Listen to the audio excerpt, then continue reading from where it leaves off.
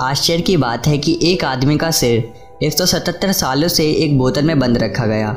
यहाँ सोचने वाली बात यह है कि आखिर ऐसा क्यों किया गया और उस सिर में ऐसी क्या खास बात थी। ये बात अजीब भी लगती है और अविश्वसनीय भी लेकिन यह पूरी तरह सच है। पुर्तगाल विश्वविद्यालय में डियोगो एल्विस नाम के आदमी का सर 177 सालों से सुरक्षित रखा गया है। डियोगो एल्विस एक सीरियल किलर था जिसने पुर्तगाल के लिस्बन शहर में कई हत्याओं को अंजाम दिया था। आइए जानते हैं उसकी कहानी। डियोगो एल्विस स्पेन का निवासी था। उसका जन्म स्पेन के गलेशिया में हुआ था। बचपन में घोड़े से गिर पड़ा था और उसके सिर में चोट आई थी। 18 वर्ष की उम्र में उसके माता पिता ने उसे काम की तलाश में पुर्तगाल के लिस्बन शहर में भेज दिया। उन दिनों गलेशिया के लोग अक्सर काम की तलाश में पुर्तगाल जाते थे। लिस्बन जाकर एल्विस को कोई काम नहीं मिला। वहाँ गलत संगत में पड़कर उसे शराब और जुए की लत लग गई थी। काम तलाशने में नाकामयाब रहने और बुरी लत ने एल्विस को अपराध की दुनिया में धकेल दिया। यह काम उसे फ़ायदेमंद लगने लगा और उसे इसमें मज़ा आने लगा था। उसने लिस्बन में एक नहर के पास का इलाका चुन लिया था। वहाँ बने पुल के गांव के किसान अनाज और सब्जियां बेचने शहर जाते थे।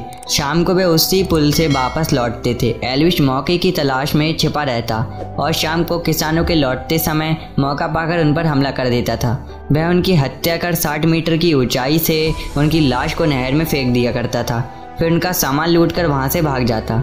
जब उस नहर में किसानों की लाशें मिलने लगीं तो पुलिस का माथा ठनका। वे तफ्तीश के लिए आए भी। प्रारंभिक तफ्तीश के दौरान उन्हें लगा कि किसान गरीबी में तंग आकर पुल से कूदकर आत्महत्या कर रहे हैं, लेकिन बाद में जब उन्हें कई लाशों के धारदार हथियार से बाहर के निशान नजर आए तो उनमें शक की गहराई को बढ़ गए कि यह आत्महत्या नहीं बल्कि हत्या के मामले हैं। उन्होंने कातिल की तलाश शुरू कर दी। पुलिस की कार्रवाई देखकर एल्विस का अंडरग्राउंड होना पड़ा। वह लगभग 3 साल तक अंडरग्राउंड रहा।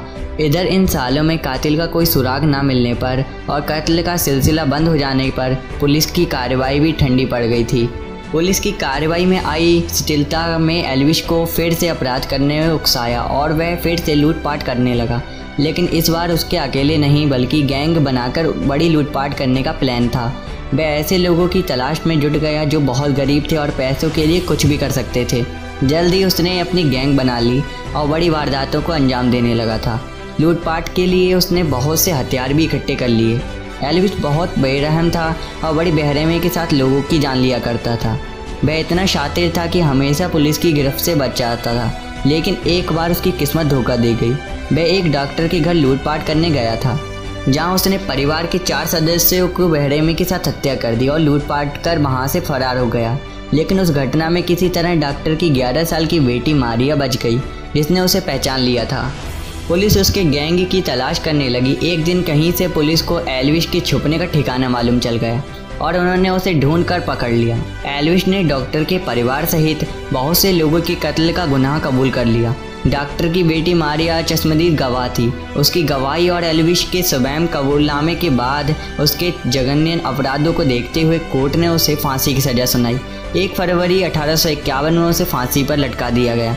उस समय पुर्तगाल में फ्रेनोलॉजी शोध के हिसाब से लोकप्रिय हो रहा था। मस्तिष्क वैज्ञानिकों ने कोर्ट के डियागो एल्विस का सिर अपने शोध कार्य के लिए काट कर रखने की अनुमति मांगी। वैज्ञानिक एल्विस की मस्तिष्क की कोशिकाओं का अध्ययन कर उसके व्यक्तित्व के बारे में पता लगाना चाहते थे।